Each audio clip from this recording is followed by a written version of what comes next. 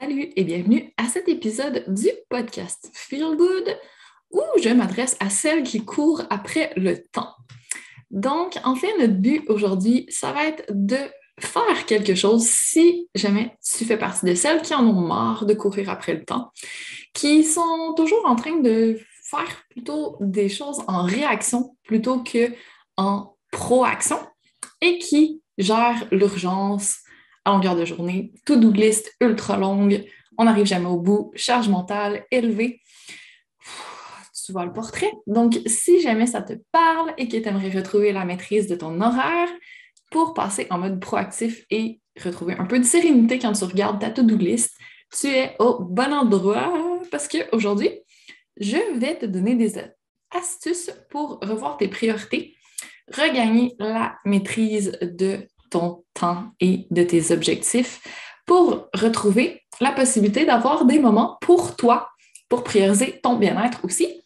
Parce qu'on ne va pas se le cacher, quand on est en mode réactivité et qu'on n'a pas le temps de passer au travers de toutes nos obligations, souvent le bien-être, le feel good, c'est pas la priorité. Alors que c'est pourtant productif de prendre du temps plus de repos et de prendre du temps pour soi. Alors, c'est ce qu'on va remettre à l'ordre du jour aujourd'hui. Et c'est incroyable, mais vrai, on arrive à la mi-année déjà. Donc, si tu écoutes cet épisode au moment où il sort, donc à la fin juin, voilà, on y est. Alors, c'est le moment de faire un petit réalignement pour peut-être stopper ce qui fonctionne moins bien cette année, qu'on ne prend jamais le temps de faire le ménage dans nos priorités, dans les choses qu'on veut éliminer. Et bien, ça va être le moment de le faire maintenant. C'est encore une fois un moment productif à prendre, même si on a l'impression que ça va être une chose de plus à notre to-do list. On va en faire la priorité maintenant pour miser sur le futur, que ce soit fait une bonne fois pour toutes et qu'on puisse continuer dans notre deuxième semestre, dans notre début de troisième trimestre. Ouais, on est rendu au troisième trimestre. Grande respiration ici. Et avoir une fin d'année en puissance. Alors, on est prêt à optimiser. Et pourquoi je te parle de ça, en fait, je vais juste faire une petite parenthèse là-dessus avant d'aller plus loin. C'est que, justement, quand on n'a pas de temps, quand on n'a pas l'organisation pour, c'est difficile de prendre le temps pour notre bien-être. Et ça veut dire que l'organisation, c'est un petit peu la base qui va nous permettre de faire en sorte de se sentir bien par la suite. Donc, c'est pour ça que je te parle d'organisation. Je t'en parle à tous les trimestres. Je commence à avoir différentes informations là-dessus, si jamais ça t'intéresse. Donc, n'hésite pas à aller chercher l'information pour pouvoir vraiment faire en sorte de t'organiser, parce que l'organisation, c'est la liberté. Alors, pour avoir les priorités à la bonne place, on va commencer avec un petit processus d'épuration et on va y aller en 3 étapes. Donc, on garde ça short and sweet le plus possible. Tu pourras faire pause, tu pourras vraiment reprendre ces étapes-là. Prends le temps de le faire. Alors, tu es prête? On commence. La première étape, ça va être de gagner du temps. Donc, on va faire de l'espace à notre horaire. Je ne vais pas te rajouter des choses et te stresser encore plus. Donc, on va commencer par enlever des choses. Et c'est tellement satisfaisant de voir une to-do list plus courte et qu'on va arriver au bout. Donc, vraiment, épuration, étape 1. Ça va faire du bien à notre charge mentale aussi. Donc, première étape, on enlève tout ce qui engorge notre cerveau et qui n'est pas utile. On dit au revoir à tout ça. Donc, si quand tu regardes ta boîte mail, tu as 12 000 messages, que c'est des abonnements, des infolettes, de la pub, des trucs dont tu n'as pas besoin, désabonne-toi de ça. S'il y a des postes de télévision, si écouter les nouvelles, ça ne te fait pas du bien, enlève ça. Si certaines pratiques de sport que tu fais, un programme, ça ne va pas, enlève ça. Vraiment, essaye d'épurer le plus possible. Et peut-être d'essayer d'optimiser davantage. Est-ce que tu pourrais batcher tes repas ou il y a plein de choses qu'on peut faire en batching pour optimiser ton temps, que ça prenne moins de temps? Est-ce qu'il y a certaines choses que tu pourrais juste enlever parce que c'est pas nécessaire. Par exemple, passer la balayeuse à tous les jours chez toi, est-ce que c'est vraiment grave? S'il y a 2, 3 graines de poussière, s'il y a un petit tas de poils de chien dans le coin, personne ne va mourir finalement. Donc, qu'est-ce qui te pèse? Prends le temps de vraiment passer au travers et de faire un petit ménage là-dedans pour ton bien-être mental. Donc, ça vaut la peine de vraiment essayer d'épurer le plus possible. Ça va prendre un certain temps. Fais-le en plusieurs étapes. Mets-le à ton horaire une fois par semaine, durant quelques semaines, de faire de l'espace, d'enlever des choses, de t'enlever de la charge mentale. Ça va faire déjà un bien énorme. Et un peu en lien avec ça, dans le fond, je t'ai demandé pour t'aider à faire les choix, de passer à travers 2 filtres tout ce que tu penses que tu pourrais enlever, que tu hésites, que tu n'es pas trop certaine. Donc, premier filtre à utiliser, ça va être est-ce que j'ai du plaisir? Important, n'est-ce pas? Et deuxième étape, est-ce que c'est bon pour mon bien-être? Et là, on ne parle pas d'obligation, on ne parle pas de est-ce que je dois faire ça, blablabla. Non. Là, on est vraiment dans une optique de bien-être. Si c'est une obligation absolue que tu ne peux pas l'enlever, garde-le, mais il y a tellement de choses que tu peux enlever parce que ça t'apporte aucun plaisir et parce que ça t'apporte aucun bien-être. Et ces choses-là peuvent partir maintenant. Tu as la permission. Go! Donc, je t'invite à faire dès maintenant, si tu peux, ton petit tri à travers tes 2 filtres pour pouvoir déjà créer pas mal d'espace. Ça peut être impressionnant. Ensuite, une fois que tu as fait ça, tu vas voir qu'il y a certaines résistances qui ressortent. Donc là, je vais t'inviter à faire un petit travail sur toi pour lâcher prise peut-être sur le perfectionnisme, sur les standards inutilement élevés que tu as et finalement la propre pression que tu te mets. Il y a beaucoup de choses sur notre to-do list que c'est des « je dois » qu'on s'impose nous-mêmes finalement. C'est nous qui croyons qu'on doit faire ça. Par exemple, encore une fois, le ménage. Peut-être qu'on a des standards de propreté vraiment trop élevés et que personne d'autre dans la maison considère que c'est important que tout soit aussi propre. Et finalement, on passe du temps qu'on pourrait faire du sport, qu'on pourrait peut-être faire une sieste, prendre un temps de développement personnel ou un temps de self-care, mais on l'investit sur le ménage de notre maison, qui est toujours à refaire, on s'entend. C'est un peu frustrant. Ça nous satisfait sur le moment d'avoir une maison propre, mais après, c'était beaucoup de temps pour rien. Peut-être qu'on aurait pu laisser un petit peu de poussière et personne ne serait mort finalement. Donc, est-ce qu'on peut faire un petit travail sur soi, essayer de s'observer?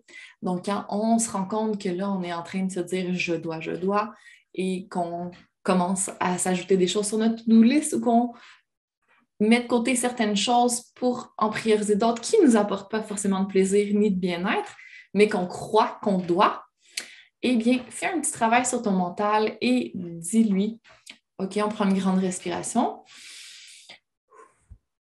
Est-ce que c'est vraiment une priorité absolue? Quelqu'un va mourir si on ne le fait pas? Non. Bon, on lâche prise et on se recentre sur quelque chose de plus intéressant à prioriser finalement. Donc, ça va demander beaucoup de réalignement, surtout au début. Et éventuellement, ça va devenir plus facile, mais je te rassure, moi aussi, je dois travailler beaucoup là-dessus. Avec un enfant qui vient de naître, la maison est toujours en bordel, il y a toujours plein de choses à faire, mais ma priorité, c'est le bébé. Puis après ça, c'est mon entreprise et c'est mon bien-être. C'est mes 3 priorités absolues.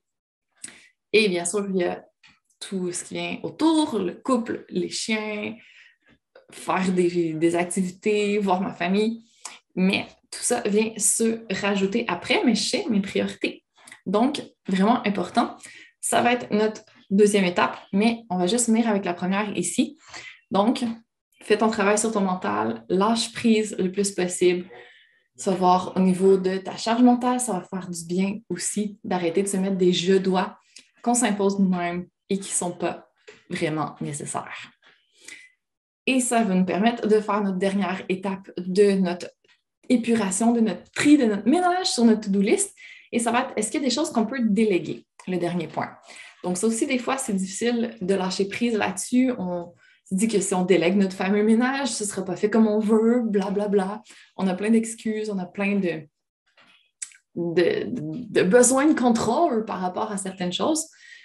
Et on va devoir, encore une fois, faire le travail pour lâcher ça et déléguer peut-être le lave-vaisselle, le vider, le remplir. On peut déléguer ça à nos enfants, par exemple, qui vont le faire. Ce ne sera peut-être pas comme on voudrait, mais ça va être fait.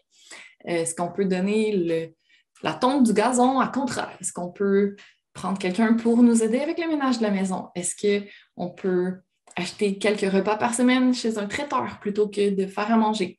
Bref, il y a toujours des options qu'on peut aller chercher pour s'aider.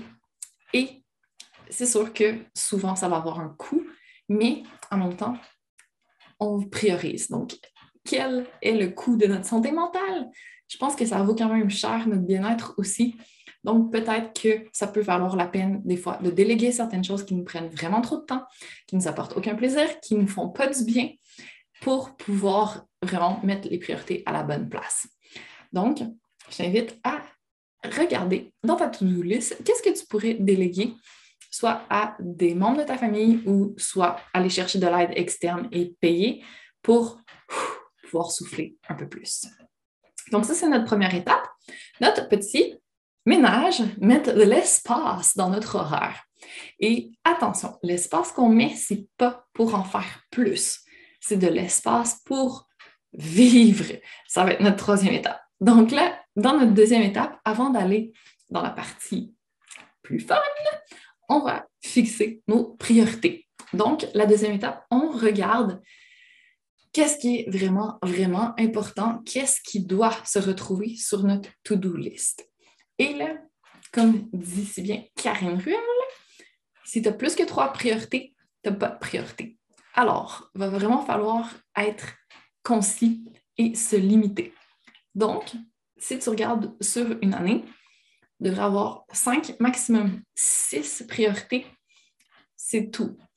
Sur un trimestre, pas plus que 3 priorités. Ça ferait à peu près 1 par mois. Et après ça, sur une journée, 3 points importants, max. On s'entend que c'est pas beaucoup et c'est parfait comme ça. Mais si on regarde, disons qu'on a un point par rapport au travail, un projet qu'on veut rendre cette journée-là ou un grand objectif qu'on peut avoir des sous-objectifs dedans, mais on reste concis.